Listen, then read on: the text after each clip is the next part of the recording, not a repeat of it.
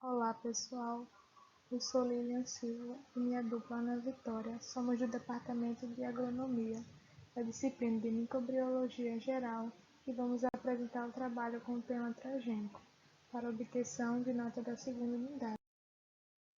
Os conteúdos abordados nesse trabalho serão os seguintes. Tópico 1. Origem dos transgênicos. Definição de termos e primeiros transgênicos.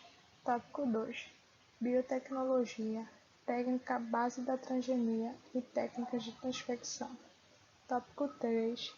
Lei de biossegurança, vantagens e desvantagens dos transgênicos e o papel do transgênico no mundo. Origem dos transgênicos. Só foi possível começar a desenvolver transgênicos a partir da descoberta da transgenia. A transgenia é a transferência de um gene para o gene de outro indivíduo. Essa descoberta ocorreu em 1972, quando Stanley e Herbert, dois geneticistas norte-americanos, desenvolveram a técnica chamada de DNA recombinante, que permitia que trechos de DNA isolados na natureza pudessem ser reunidos. Esses são os geneticistas e foi a técnica que eles criaram. Origem dos transgênicos. Definições dos elementos criados.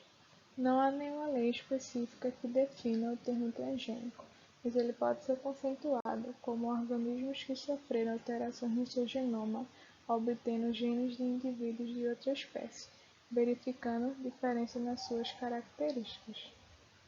Já os OGMs são definidos segundo a Lei de Biossegurança 11.105 de 2005 como um ser vivo que teve seu material genético modificado por engenharia genética, não necessariamente com exceção de um gene de outro indivíduo.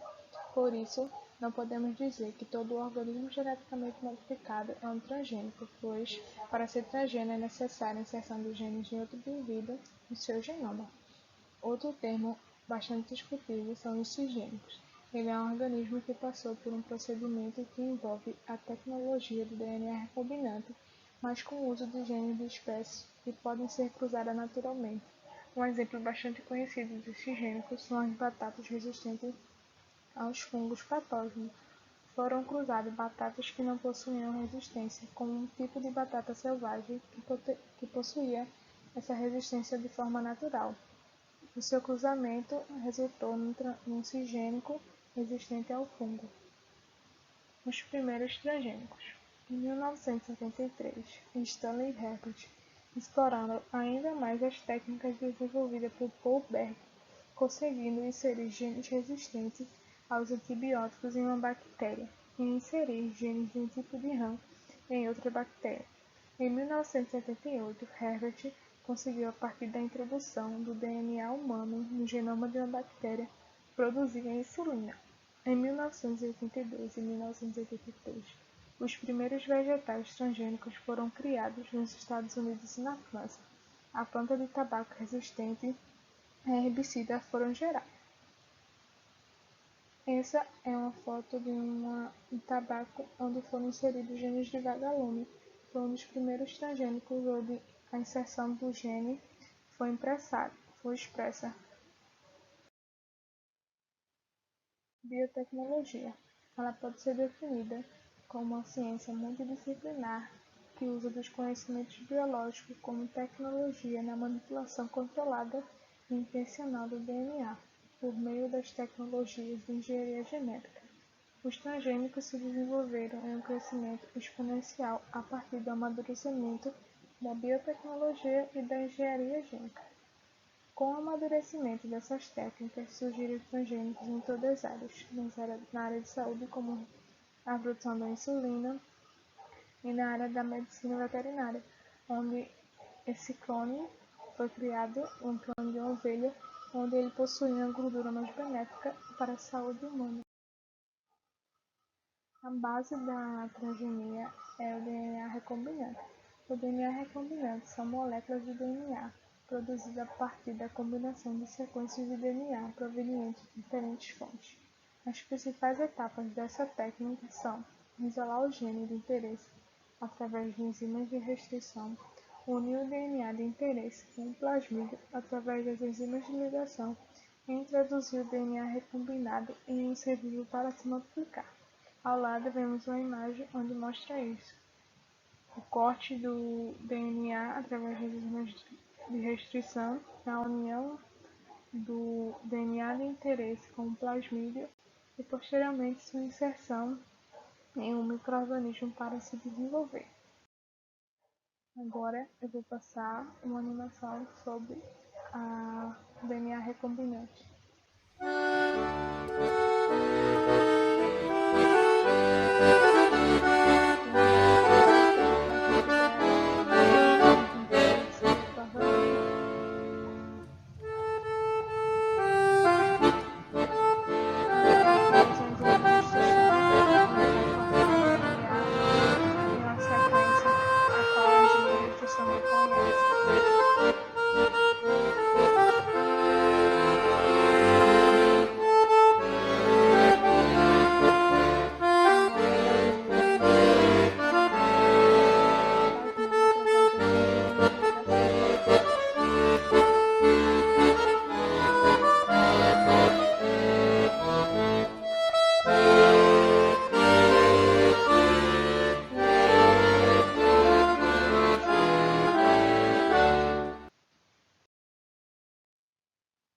Para a inserção do DNA recombinante no indivíduo, existem várias técnicas e essas técnicas são chamadas de técnicas de transfecção.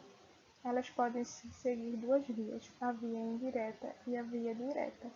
A transfecção de via indireta utiliza um vetor que possui a capacidade de transferir naturalmente para as plantas parte de seu DNA. Um exemplo disso são as agrobactérias. Elas, em contato com as raízes das plantas no solo, são capazes de transferir seu material genético para plantas naturalmente. Essa transferência causa na planta um tumor de galho bastante característico dessa forma de transfecção. As transfecções diretas é a introdução do gene de interesse por métodos físicos ou químicos que rompem a parede celular e a membrana plasmática. Um exemplo dessas técnicas de transfecção direta é a eletroporação. A eletroporação é uma técnica na qual uma corrente elétrica é aplicada nas células contidas em uma solução, aumentando a permeabilidade da membrana celular, permitindo a passagem de íons e moléculas solúveis com produtos químicos, medicamentos e DNA. Podemos inserir um novo gene em bactérias, leveduras e protoplastos com essa técnica. Outra técnica é a polietilenglicol. É um método em que os adaptadores são inseridos por ligações covalentes ao vetor. Nesse processo, por exemplo, no vetor viral, adenovírus é revestido com uma solução catiônica, por exemplo, o lípido Gl67, e depois adicionado um polímero, capaz de ligar-se a receptores da célula-alvo. Esse processo é mais laborioso e exigente.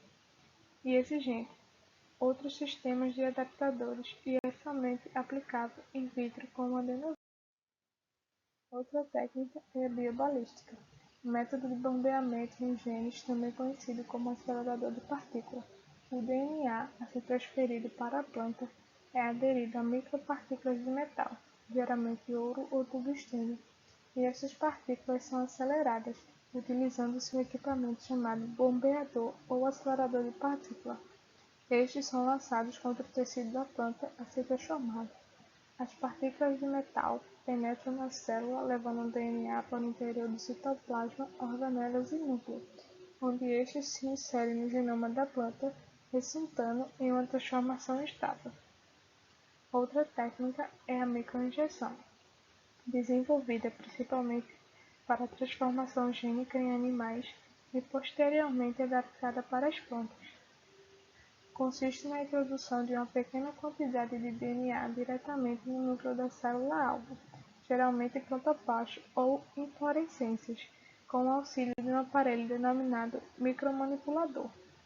São utilizados tubos microcapilares para se fazer a introdução de DNA nas células sem afetar sua viabilidade. Vamos agora ver algumas imagens das técnicas que comentamos. Começando com a biobalística, podemos ver a indução de poros na membrana celular por meio de impulsos elétricos. A microinjeção insere diretamente na célula o DNA que queremos adicionar. As micropartículas são aceleradas em direção aos tecidos-alvos por meio de uma onda de choque que pode ser gerada de diversas formas, sendo que a mais utilizada atualmente é a de uma descarga de gás hélio a alta pressão pelo acelerador de partículas que podemos ver na imagem. A transferência de um gene de um organismo para o outro se inicia quando se identifica a característica que quer isolar. Com enzimas de restrição, você vai cortar e construir o cassete de expressão, que nada mais é que a forma ideal para o pedaço de DNA aderir ao plasmídio. Plasmídio é uma molécula de DNA extracromossomal capaz de se reproduzir independente do DNA do cromossomo de uma bactéria. Ele vai ser transferido para o organismo que queremos modificar. As partes cortadas do DNA e do plasmídio se completam e se unem. Através de uma das técnicas que vimos anteriormente, o plasmídio alterado entra dentro da bactéria. Então é feito um teste adicionando um antibiótico que exclui somente as bactérias que não foram modificadas, porque além do gene de interesse, é costume colocar como indicador um fator resistente a esse antibiótico.